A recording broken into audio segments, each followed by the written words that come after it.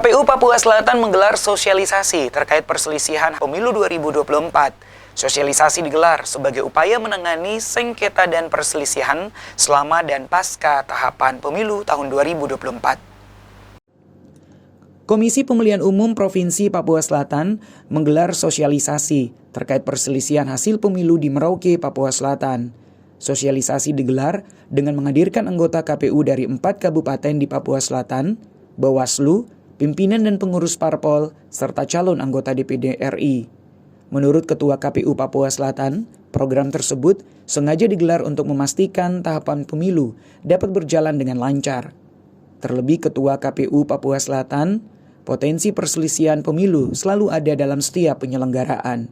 Sehingga jika terjadi perselisihan, baik selama tahapan berlangsung maupun pasca pemilu, penyelenggaraan maupun peserta pemilu sudah mengetahui mekanisme yang harus ditempuh. Sudah saya sampaikan di awal bahwa kerja-kerja pemilu ini pasti punya potensi sengketa itu ada. Ya, kita kalau mau bilang zero sengketa, ya itu mungkin juga sesuatu yang sangat tidak mungkin terjadi ya. Potensi itu pasti ada ya.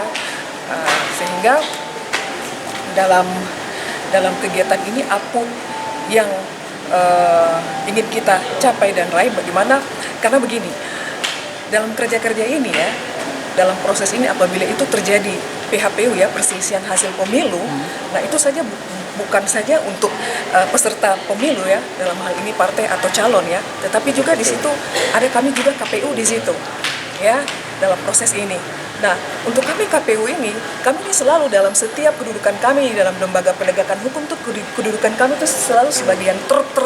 Teman-teman wartawan paham ter. Ya, kalau misalnya ada yang komplain ya, misalnya kemarin ada partai politik yang tidak lolos pada saat ditetapkan, kemudian ada yang komplain ke Bawaslu, maka posisi atau bagian kita KPU di sini pasti sebagai terlapor atau tidak termohon. Ya, kalau itu lanjut sampai di PT UN bisa terjadi posisi kami bisa tergugat. Ya. Dalam sosialisasi, KPU menghadirkan langsung Hakim MK dan tenaga ahli KPU RI. Hadir sebagai pemateri, Hakim MK Daniel Yusmik Pancastaki Foek menyebut sosialisasi tersebut baik dalam menciptakan pelaksanaan pemilu yang adil. Selama ini MK telah menyebut telah melakukan sosialisasi, namun belum menyentuh seluruh penyelenggara dan peserta pemilu. Saya kira ini bagus sekali, karena tadi saya bicara dengan Ibu Ketua bahwa ini sebenarnya mensinergikan semua elemen penyelenggara pemilu dalam hal kita mewujudkan keadilan pemilu. Karena itu sebenarnya perintah konstitusi. Ya.